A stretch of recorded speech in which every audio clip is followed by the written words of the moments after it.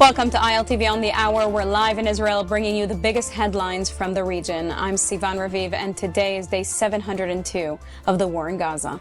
Let's get into all the top headlines at this hour. Over the weekend, after warning, IDF airstrikes took down two high-rise towers in Gaza that served Hamas for terror. The IDF struck two high-rise towers in Gaza used by Hamas for terror operations. The strikes followed urgent evacuation warnings issued less than an hour earlier as part of Israel's intensified effort to retake Gaza City. One of the targets, the Al-Susi building in the Tel Al-Hawa neighborhood, reportedly housed underground Hamas infrastructure used to stage attacks and ambushes. The IDF urged civilians to flee to the new humanitarian zone in Al-Mawasi, equipped with field hospitals, clean water, and a steady supply of food and medicine. The military says all strikes used precision munitions and aerial surveillance to minimize civilian harm, and that further targeted operations will continue in the coming days based on intelligence revealing widespread Hamas activity embedded in the city's infrastructure.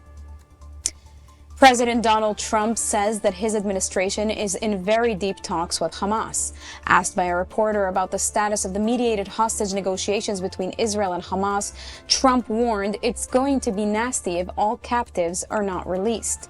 Trump gave no detail of the talks, but reports said U.S. envoy Steve Witkoff met in Paris with Qatari officials Thursday to discuss efforts to reach a ceasefire and hostage release deal in Gaza. About the Israeli plan to conquer Gaza City, Trump said it's Israel's choice, but it's going to be nasty. During the Oval Office comments, Trump also said that some of the Israeli hostages may have recently died. Let's take a listen to Trump. We're in very deep negotiation with Hamas. We said, let them all out right now, let them all out, and much better things will happen for them. But if you don't let them all out, it's going to be a tough situation. It's going to be nasty. That's my opinion. Israel's choice, but that's my opinion. They got to let them out. You got 20 plus you have about 38 dead people. Young, beautiful, dead people.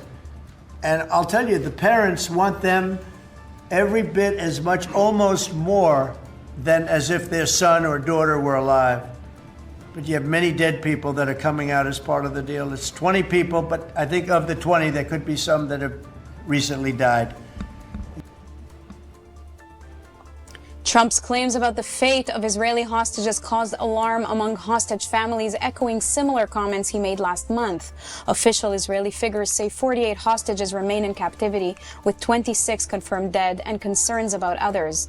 Over the weekend, hundreds gathered in protest in Jerusalem, demanding the government return to negotiations. Freed hostages and relatives warned the war must not expand at the expense of those still held in Gaza nearly 2 years after October 7th. Let's listen to Idit Toel, mother of Alon Noel, who is still held hostage by Hamas in Gaza.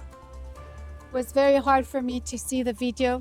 I was very emotional. It was the first time I saw my son since the 7th of October 2023. I saw him. I do see that he is injured. I want to see Alon. I want to hug him. This is like just as this picture. I want to hug him again and make sure that he's safe. He's safe in this country, and I miss him. Just want to see him. The Lebanese military is moving forward with a controversial plan to disarm Hezbollah, the Iran-backed terror group long dominant in the country's power structure.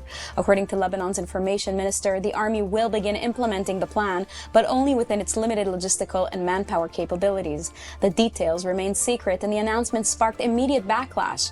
All 5 Shiite ministers walked out of the cabinet session as soon as the army commander entered to present the plan. Calls to disarm Hezbollah have grown louder since the group suffered major losses in its year-long conflict with Israel, a war paused in November that shifted the balance of power in Lebanon.